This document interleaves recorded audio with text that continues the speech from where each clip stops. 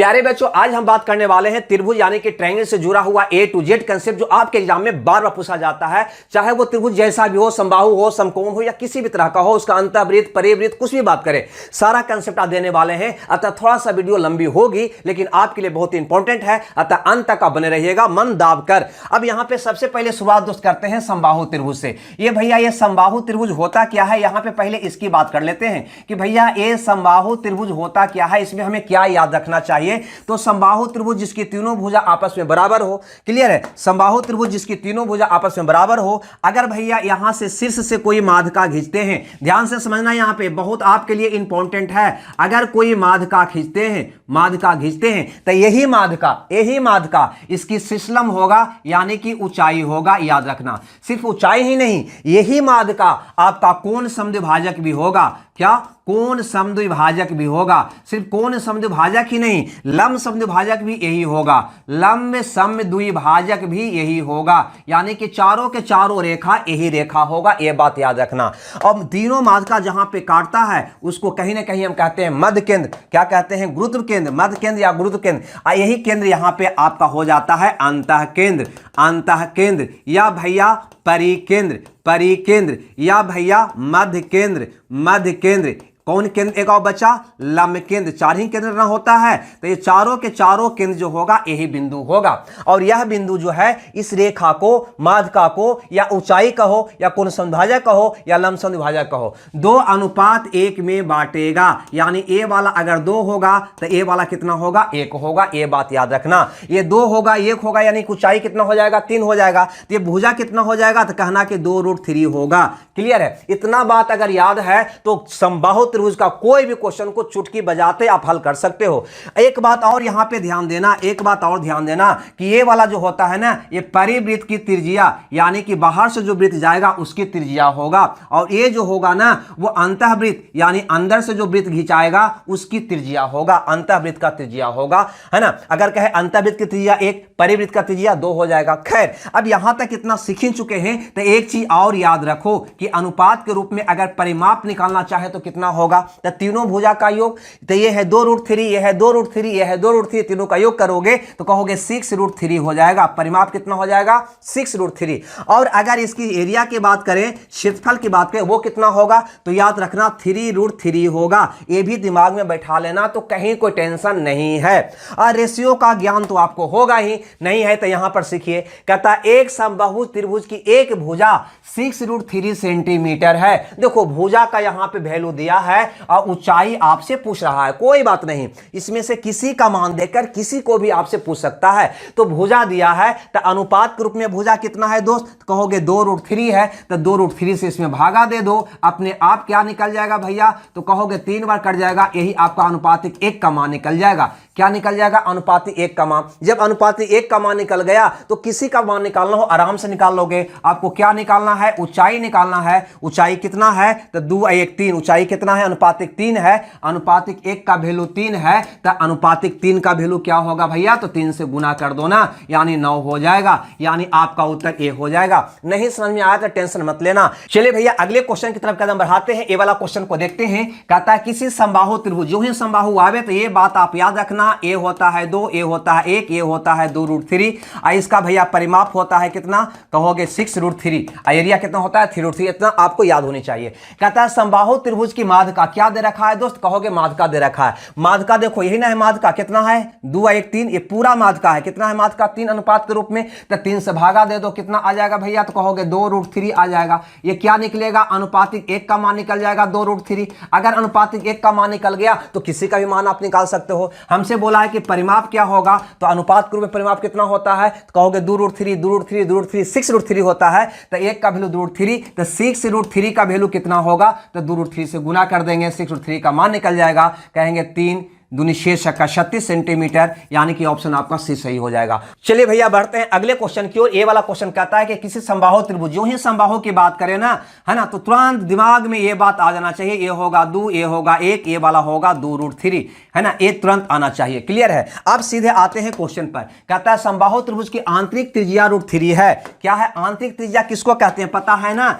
यानी कि किसी भी त्रिभुज के अंदर में जो वृत्त होता है ना, इसी का त्रिज्या की बात कर रहा है, यानी अंतःवृत्त की त्रिज्या की बात कर रहा था। कितना है भैया, यहाँ पे देखो अंतःवृत्त की त्रिज्या कितना है, 1 है ना। यहाँ पे कह रहा है √3 है, ये वैल्यू है, इसका अनुपातिक मान है, तो अनुपातिक मान से भागा दे दो, है ना। आंतरिक त्रिज्या से क्या करो, भागा दे दो, क्या निकल जाएगा, ये अनुपातिक 1 का मान निकल जाएगा। कितना, तो कहोगे √3। अब जिसका मान निकालना है, तो कहता है त्रिभुज का परिमाप भैया बता दो। तो त्रिभुज का परिमाप क्या होता है, 2 2 4 2 6 √3 होता है। तो 6 √3 का मान निकाल दो। 1 √3 का मान है, 1 का मान है √3, तो 6 √3 का मान कितना होगा भैया, तो √3 से गुना कर दो, यानी 18 होगा। यानी ऑप्शन ए आपका क्या होगा, सही होगा। रुक जाइएगा, रेशियो का ज्ञान होने चाहिए, तब आराम से रेशियो मीटर से आप बना सकते हो। अब यहां पर देखो ये वाला क्वेश्चन को, अब ये वाला क्वेश्चन क्या टफ है। यहां पे कहता है कि यूनिट वाले क्षेत्रफल वाले समबाहुभुज, यानी कि यहां पे समबाहुभुज यानी समबाहु त्रिभुज की बात किया है। आपको पता होनी चाहिए, ए होता है 2, ए होता है 1, ये वाला होता है 2 √3। बस ये वाला रेशियो याद रखना, कोई भी क्वेश्चन आपका बन जाएगा।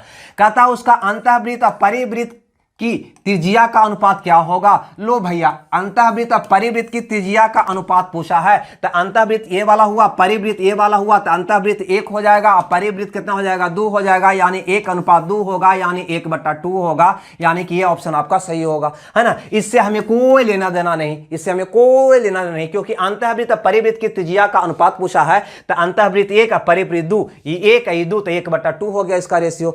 चलिए भैया बढ़ते हैं अगले क्वेश्चन की ओर, ए वाला। यहां पे कहता है किसी समबाहु त्रिभुज का, तो सबसे पहले बताओ समबाहु त्रिभुज में हम तो आपको बता चुके हैं, ये होता है 2, ये होता है 1, ये वाला होता है 2 √3, यही तो हम बताए हैं आपको, क्लियर सी बात। अब यहां पे बताओ, कहता है समबाहु त्रिभुज का एरिया 400 √3 है। एरिया हमेशा एरिया स्क्वायर में होता है, यानी दो भुजा का कहीं ना कहीं गुणनफल की बात यहां पे आती है। तो रेशियो में क्या सीखे हैं कि रेशियो में अगर योग का वैल्यू दे देना, तो अनुपातिक योग से भागा दोगे तो अनुपातिक 1 का मान निकलेगा। अंतर में अंतर का वैल्यू हो तो अंतर अनुपातिक अंतर से भागा देते हैं, तब अनुपातिक 1 का वैल्यू निकलता है। लेकिन अपवाद में यहां पे ध्यान देना कि कभी भी गुणनफल दिया हुआ रहता है, गुणनफल दिया हुआ रहता है या एरिया दिया हुआ रहता है, तो अनुपातिक के गुणनफल एरिया से भाग देकर उसका वर्गमूल निकालते हैं, तब अनुपातिक 1 का मान निकलता है। ये चीज आपको रेशियो में आनी चाहिए, नहीं है तो हम यहां पे आपको बता दिए, ठीक है। नहीं समझ में आया तो क्वेश्चन में आपको क्लियर हो जाएगा। बहुत इंपॉर्टेंट है, रेशियो में भी यूज इसको कर सकोगे, बहुत सारे विद्यार्थी इसको नहीं भी जानता है। कहता है यहां पे एरिया 400 √3, हमने बताया ऐसी स्थिति में इसका एरिया क्या होता है, दो, तो कहोगे 3 √3 होता है। यानी कि एरिया दिया हुआ है तो एरिया में इससे भागा दे दो, किससे, तो कहोगे 3 √3 से भागा दोगे और इसका वर्गमूल निकालोगे ना, क्योंकि एरिया है, गुणनफल हो एरिया हो कोई भी हो, तो अनुपातिक से भागा देने के बाद इसका अंडर रूट निकालोगे, तब वो अनुपातिक 1 का मान देगा, याद रखना।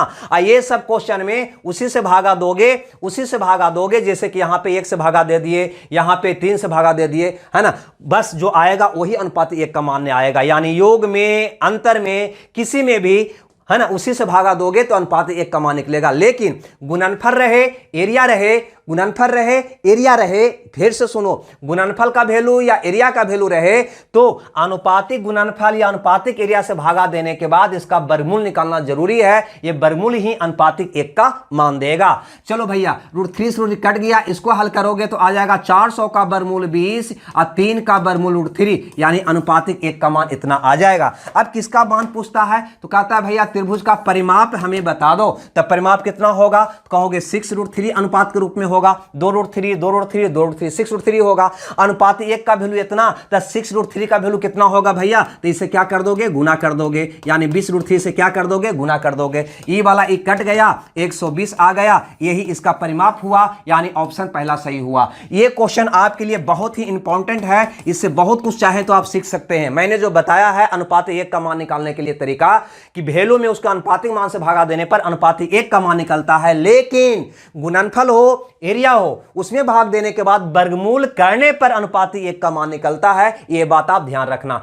चलिए भैया आगे बढ़ते हैं और अगला क्वेश्चन को देखने का हम प्रयास करते हैं। ये कहीं ना कहीं समकोण त्रिभुज से जुड़ा हुआ क्वेश्चन है, तो समकोण त्रिभुज के बारे में भी थोड़ा सा कंसेप्ट आप जान ही लीजिए। अगर समकोण त्रिभुज की बात आती है ना, तो याद रखना, कोई भी समकोण त्रिभुज में अंदर में भी वृत्त बनाया जा सकता है और भैया बाहर में भी वृत्त बनाया जा सकता है। बाहर में जो वृत्त बनता है उसको हम कहते हैं परिवृत्त। क्या कहते हैं दोस्त, परिवृत्त। अंदर में जो वृत्त बनता है उसको कहते हैं अंतःवृत्त। क्या कहते हैं, अंतःवृत्त। क्लियर है यहां तक।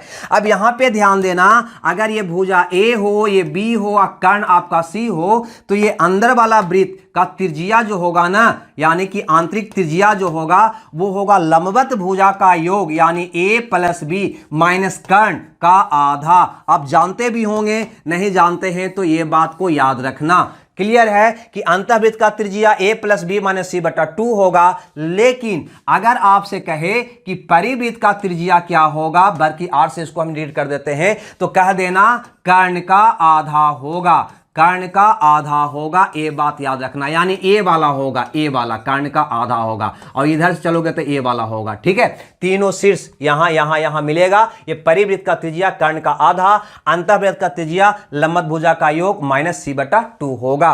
लेकिन किसी भी त्रिभुज में अंतःवृत्त बना दे और उसका पूछे कि त्रिज्या क्या होगा, तो क्वेश्चन में आपको हम समझाएंगे। तो चलते हैं सीधे क्वेश्चन पर। यह क्वेश्चन कहता है कि 9, 40, 41 सेंटीमीटर लंबी भुजाओं वाले एक त्रिकोण यानी कि त्रिभुज के भीतर बने वृत्त का त्रिज्या क्या होगा, यानी अंतःवृत्त का त्रिज्या आपको निकालना है।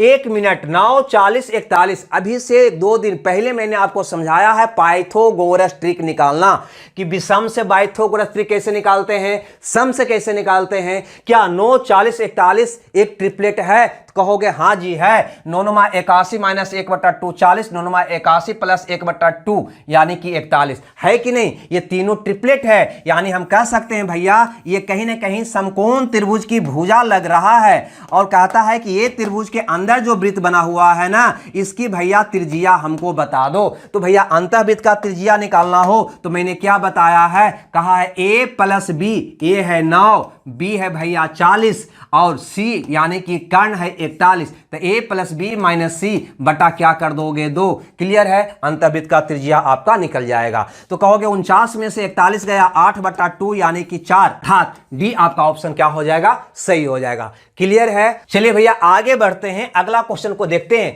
कहता है 6, 8, 10 भुजा वाले समकोण त्रिभुज के परिवृत्त का क्षेत्रफल क्या होगा, यानी ये समकोण त्रिभुज पहले ही बता चुका है, कोई बात नहीं। तो भैया ये समकोण त्रिभुज हो गया जिसकी भुजा है 6 है, 8 है और 10 है। तो यहां पे जो वृत्त बना ना तीनों शीर्ष से होकर जाने वाला, इसका एरिया, परिवृत्त का एरिया क्या होगा। तो सबसे पहले तो हमें निकालना होगा परिवृत्त का त्रिज्या क्या होगा, कर्ण का आधा। कर्ण भैया ए है ना, कर्ण आपका ए है तो कर्ण का आधा यानी 10 का आधा यानी 5 सेंटीमीटर। अब इस वृत्त का एरिया अगर निकालोगे तो कहता है पाई आर स्क्वायर होता है, तो आर कितना है 5, 5 का स्क्वायर 25 है ना, 25 पाई आपका आंसर हो जाएगा, यानी बी ऑप्शन आपका क्या हो जाएगा, सही, क्योंकि आर का मान मैंने रखा था 25 पाई हो तो गया। क्लियर है, यानी इस ढंग से क्वेश्चन को आराम से आप बना सकते हो, कहीं कोई दिक्कत नहीं है।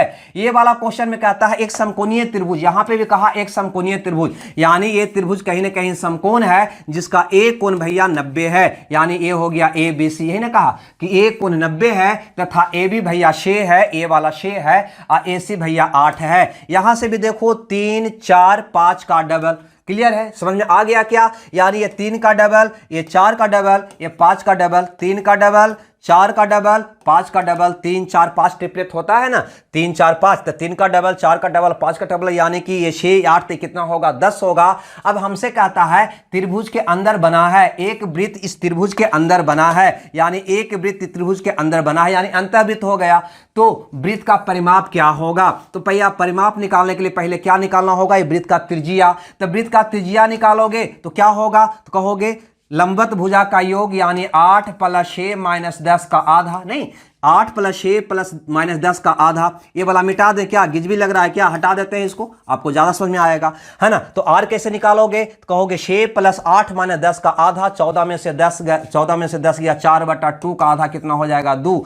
अब आपको यहाँ पे पूछा है कि भैया ये वृत्त का परिमाप हमको बता दो, तो परिमाप सबको पता है 2 पाई r होता है ना, यानी कि यहाँ पे r का मान अगर 2 रखोगे तो 2 दूनी 4 पाई हो जाएगा, इसका परिमाप 4 पाई हो जाएगा, यानी डी ऑप्शन आपका क्या होगा, सही होगा। तो हम समझते हैं कि ऐसे क्वेश्चन को आराम से बना दोगे, समकोण त्रिभुज में कोई दिक्कत आपको होने वाली नहीं है।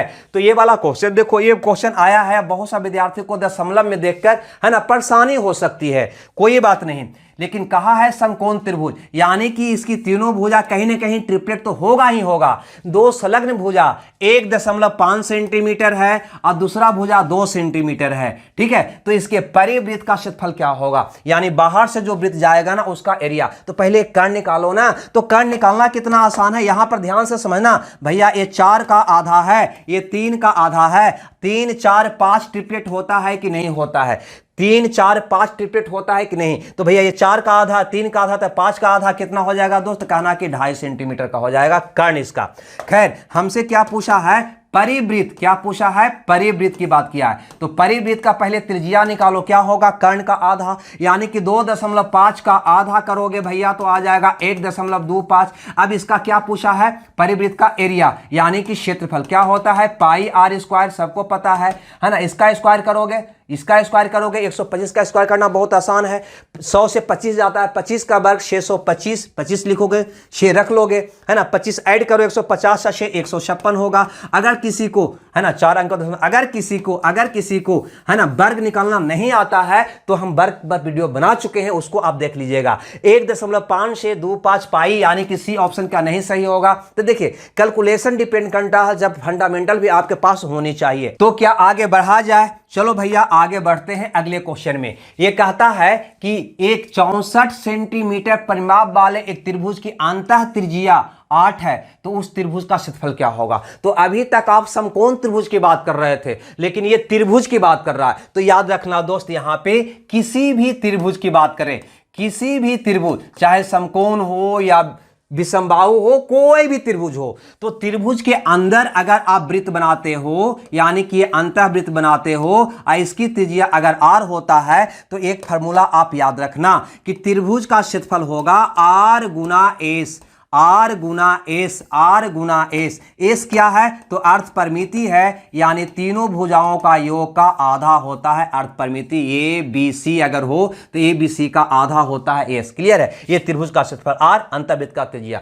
किसी भी त्रिभुज, ये समकोण वाला में भी लग जाएगा, है ना, लेकिन समकोण वाला में क्यों लगाएंगे, समकोण में आर बराबर तो सीधा निकालना हम जानवे करते हैं। तो कहता है कि 64 सेंटीमीटर परिमाप वाले, यानी यहां पे ये दे रखा है 64 सेंटीमीटर परिमाप, यानी a प्लस बी प्लस सी का मान 64, यानी एस का मान कितना हो जाएगा, 64 का आधा हो जाएगा।